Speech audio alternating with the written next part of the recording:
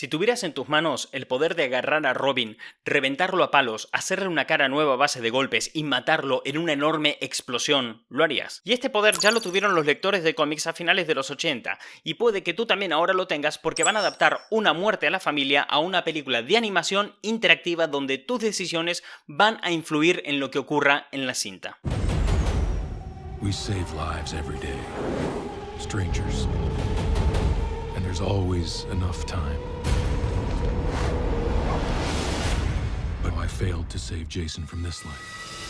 Y para el que no lo conozca, es un cómic súper importante que marcó un antes y un después en los cómics. En este punto, Batman se encuentra con que Robin ha muerto a manos del Joker. Y no solamente eso, este cómic dio lugar a nuevos villanos, dio lugar a nuevos arcos argumentales y a nuevos matices dentro de un personaje que ganó más traumas, como si ya tuviera poco Batman, ¿viste? No le llegaba con que le mataron a los padres, ahora también le tienen que matar al crío que va con él siempre. Y lo mejor de esto es que no fue una decisión editorial, no fue una decisión de los autores, fue una decisión de la audiencia. La audiencia tenía el poder de decidir si Robin vivía o si Robin moría. Tiene que tomar la dolorosísima decisión de si su mejor amigo morirá o vivirá. Adquirido, Howard, has vuelto a triunfar.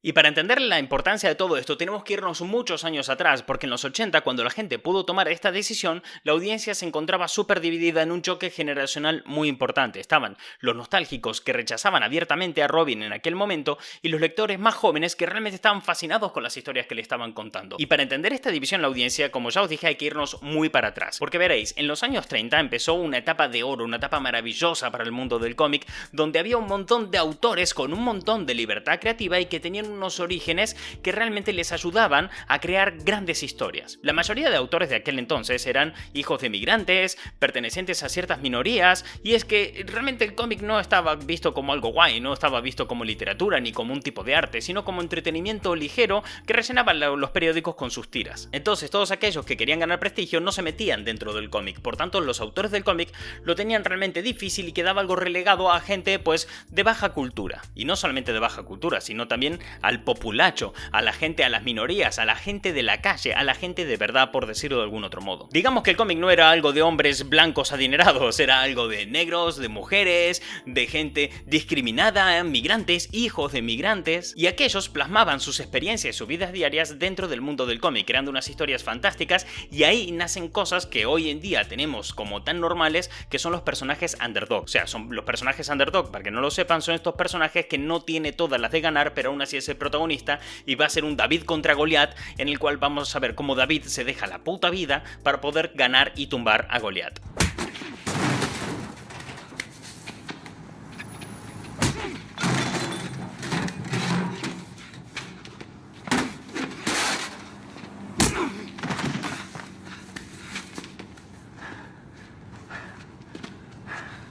Oye, no te rindes jamás, ¿cierto?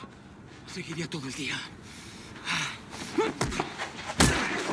En aquel entonces, en esta gran época, empiezan a nacer personajes como, por ejemplo, el Capitán América, Namor o la Antorcha Humana, y se empiezan a crear personajes y se empiezan a crear editoriales que llegarían con esta filosofía hasta el día de hoy. Los años van avanzando, editoriales como Marvel y DC aparecen y todo empieza a crecer, y la industria del cómic se va volviendo cada vez más grande, cada vez más profunda, y van creando historias que van motivando cada vez más a su audiencia. Y cuando están en pleno crecimiento y convirtiéndose en algo genial, fantástico y enorme, llega el año 1954, un año terrible para la industria del cómic.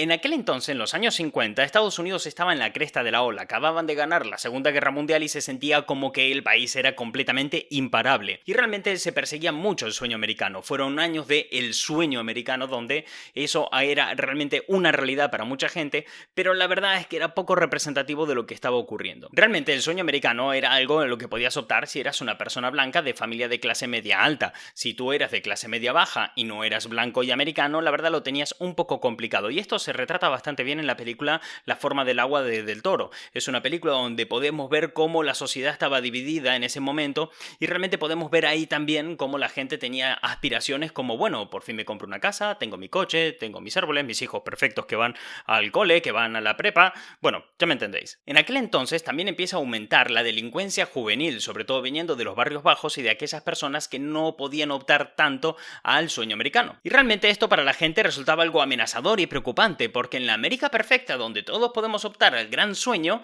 nos encontrábamos con delincuencia juvenil y pues eso preocupaba, no estaba bien, desafiaba el statu quo y desafiaba lo perfecto que era todo en aquel momento. Pero la solución apareció. Apareció el señor Wertham, un doctor que dijo, ¿sabéis de quién es la culpa de la delincuencia juvenil? De los cómics. ¿What? Sí, de la misma manera que hoy en día se culpa a los videojuegos de que la gente se vuelve violenta y jodida, en los años 50 se le culpó a los cómics, y esto provocó que saliera el Código de los Cómics. Bueno, realmente se llamaba Código de Authority, que tal vez te suene porque es este logo de aquí que aparece en muchos cómics viejos. Veréis, ¿qué significaba esto? Resulta que los cómics venían en tan buen ritmo, venían a tan buen ritmo creativo y generando tantas cosas tan geniales y nuevas que a los jóvenes les gustaba mucho. Era un nuevo tipo de entretenimiento que antes pues no existía y si existía no se le valoraba. Pero ahora sí, ahora de golpe empezaba a gustar, empezaba realmente a ser algo genial, porque además aquellos que en los años 30 habían consumido cómics y eran niños en los años 30, en los años 50 ya eran adultos con poder adquisitivo y los adultos también empezaban a comprar cómics. El mercado estaba empezando a funcionar bastante bien. Pero ¿qué pasa? Estos cómics tenían historias que realmente incomodaban a la gente de clase media alta, que eran los que estaban también súper metidos en el tema de la casa de brujas. Eran personas ajenas completamente al género, no eran consumidores, y eran gente que cuando cogían un cómic de Batman y veían a un fulano de vestido de murciélago y con una pistola en la mano,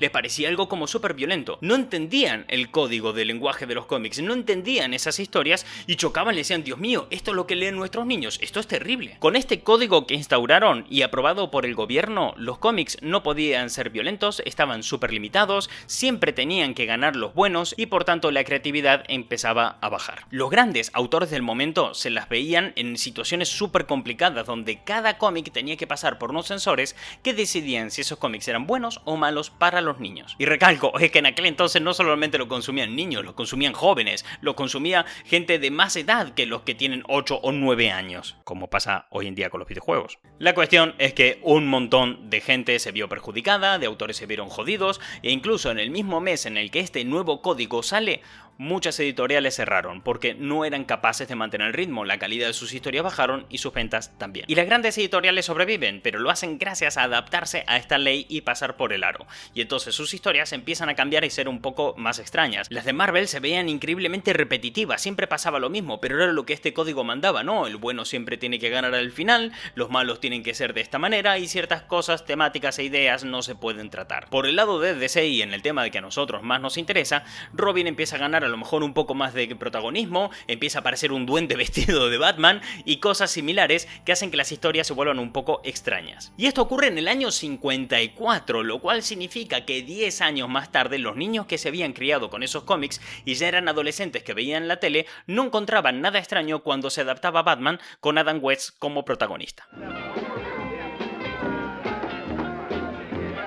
Esa serie era un claro reflejo de los cómics que habían estado consumiendo los niños los 10 años anteriores. Pero con el tiempo ya la gente se empezó a cansar, los autores estaban cada vez dándole más vueltas a la situación para poder crear cómics que no afectaran a los censores y de golpe Marvel dio un paso al frente. Marvel empezó a publicar cómics que se estaban saltando por completo el código de los cómics. Y lo hacían de una manera muy guay y muy sutil. Primero experimentaban con personajes como Ultron, que está puto loco. En los años 70 Jack Kirby empieza a meter ideas políticas en sus cómics. Un poco más adelante, Stan Lee se mete de lleno en lo que el código de los cómics no permitía, y era hablar de drogas. Los años 70 fue una etapa donde las drogas realmente empezaron a ser un problema entre la juventud en Estados Unidos, y Stan Lee entendía que los cómics eran un medio genial para concienciar a la gente y hacerles llegar unos mensajes que realmente les educaran en el tema, ya que los códigos de lo que es correcto o incorrecto hacía de que no se le pudiera advertir a los jóvenes sobre el tema de drogas. Simplemente se les decía, no tomes drogas, las drogas están mal, pero no se les explicaba por qué estaban mal. No existía ningún tipo de educación en temas de drogas dentro de las escuelas. Y lo digo como si ahora existiera, ¿sabes? Pero que ahora tampoco la hay mucho que digamos. No estaba mal que alguien se replanteara meter temas de educación sexual y drogas en las escuelas, no, así, como idea, que digo. Entonces Stan Lee lanza un cómic que es un poco la antesala de todo lo que vamos a ver con el tema de Batman y Robin.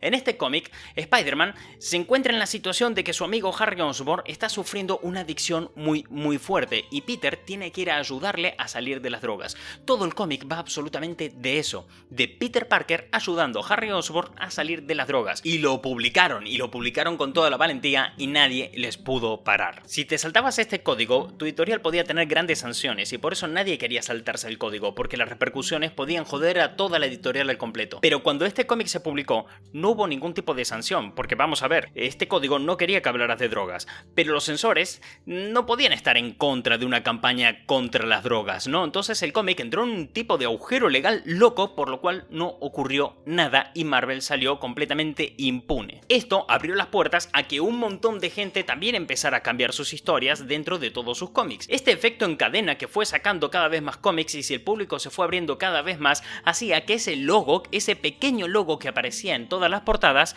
importara cada vez más una mierda. Y la creatividad de los autores hicieron que se crearan cosas nuevas, como por ejemplo el segundo Robin. El primer Robin era el chico maravilla, todo genial, toda alegría, pero el segundo Robin era otra mierda. El segundo Robin era mucho más atrevido, mucho más duro, mucho más violento. De hecho, Batman, cuando conoce al segundo Robin, lo conoce porque este le está robando las ruedas del coche. Con un par de huevos el chaval, robándole las ruedas al Batmóvil, hay que tenerlos bien puestos. Este niño no sabía dónde estaban sus padres, Batman lo acoge y decide educarlo y decide convertirlo en el segundo Robin. Pero este no era como el primero. De hecho, incluso hay un cómic que fue bastante polémico donde te dan a entender que Robin había tirado a un villano de un balcón y cuando Batman le pregunta qué fue lo que pasó, dice: se asustó, se rebaló y se cayó. Robin mataba gente. Como puedes comprender, que Robin mate gente no era del agrado ni del gusto de muchos, era una situación un poco violenta, sobre todo porque hay que tener en cuenta quiénes lo estaban juzgando de esa manera. La gente joven se encontraba con un cómic que realmente ofrecía muchas posibilidades, porque los jóvenes que estaban cogiendo un cómic por primera vez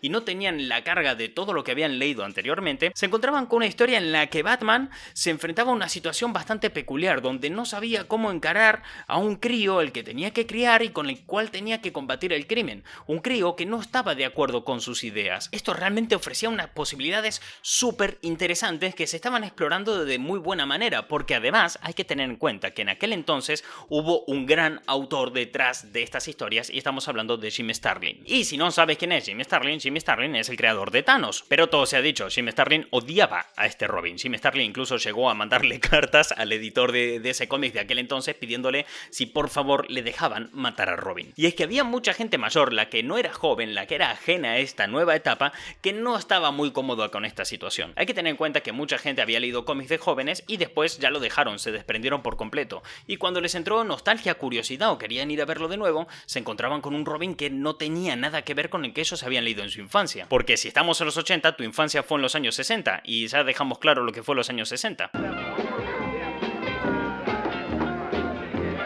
Este Robin chocaba muchísimo con todo el mundo, la gente no estaba muy de acuerdo, pero había un fuerte sector de la sociedad en el que sí estaba de acuerdo con ellos, entonces había un debate muy fuerte. ¿Robin debía seguir o Robin debía quitarse y hacerse a un lado? Por lo cual, DC decide hacer un pequeño experimento que fue un antes y un después. DC Comics zanja esta situación poniendo números de teléfono a disposición de la audiencia y les dicen, bueno, Robin muere o vive. En este cómic podemos ver cómo la historia gira en torno a Robin, que viaja a Oriente Medio para encontrar a su madre. Pero en medio de todo esto se encuentra con el Joker, que secuestra tanto a él como a la madre y los tortura de una manera muy violenta. De hecho, el Joker se pone las botas a la hora de cagar a palos a Robin, o sea, no se corta lo más mínimo. Pero lo más jodido llega un par de páginas más adelante, cuando luego de torturarlo, golpearlo y hacer todo lo que quiere con él hasta hartarse, se marcha del sitio y deja una bomba colocada. Y Batman, por mucho que se apura para intentar salvarle, cuando llega ya es demasiado tarde y la explosión ocurre delante de él. Y así acababa el cómic, pero cuando pasabas un par de páginas te encontrabas con este anuncio. Este anuncio básicamente lo que dice es que si vivías en Estados Unidos o Canadá podías decidir si Robin vivía o si Robin moría. De esta forma, en el siguiente cómic al empezar, podrías descubrir si Robin había sobrevivido o no a la explosión y si Batman podía salvarlo de los escombros de la misma. Si tú llamabas a un número de teléfono, dabas tu voto para que Robin sobreviviera a la explosión del Joker. Si llamabas al otro número de teléfono, dabas tu voto a que el Joker se saliera con la suya y Robin muriese. Fue un hecho sin precedentes. Más de 10.000 llamadas recibió DC Comics, un montón de cartas de gente dando su opinión sobre el tema. Y al final la decisión, por muy poquito, fue que Robin tenía que morir. Y esto marcó una antes y un después, porque la muerte de Robin dio lugar a nuevos villanos, nuevos arcos argumentales, nuevos traumas en Batman y nuevos debates sobre si Batman debería criar a un niño o no. Y esto se viene arrastrando desde los años 80 hasta la actualidad y ha sido una de las bases para construir muchas de las historias importantes de Batman. Este cómic ya había tenido otras adaptaciones a pelis de animación, pero nunca se había dado la oportunidad al usuario de que no solamente vea una adaptación de la historia, sino que además vea una adaptación de lo que ocurrió detrás de la historia. La carga histórica de una muerte en la familia es vital para entender la historia del cómic, y que ahora nos den esta oportunidad es simplemente maravilloso. Please tell the big man I said hello.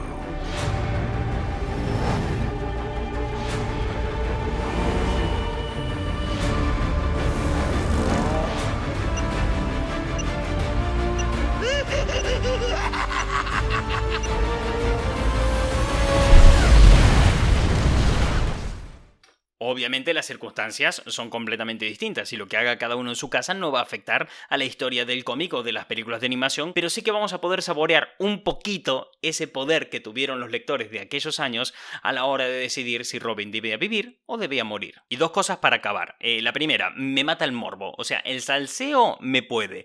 Así que me veo obligado a hacerte una pregunta para que me respondas en los comentarios, y es, ¿tú qué hubieras hecho?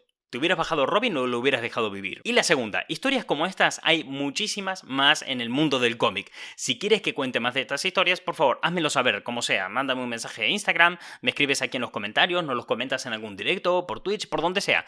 Pero dínoslo, porque si te interesa y quieres saber más cosas de este estilo, de la historia del cómic y de estas cosas que existen en el sitio del pasado, que el pasado es un sitio muy raro, tú dímelo y te preparamos unos cuantos vídeos más. Y ahora sí, ya para acabar, aquí en nuestro canal, por si quieres entrar y verte algo más, y aquí te dejamos el vídeo que según YouTube es el que más te va a gustar de todos los que hemos hecho hasta ahora. Bueno, yo por mi parte la decisión la tengo clarísima en cuanto a si Robin vive o muere. Yo hubiera escogido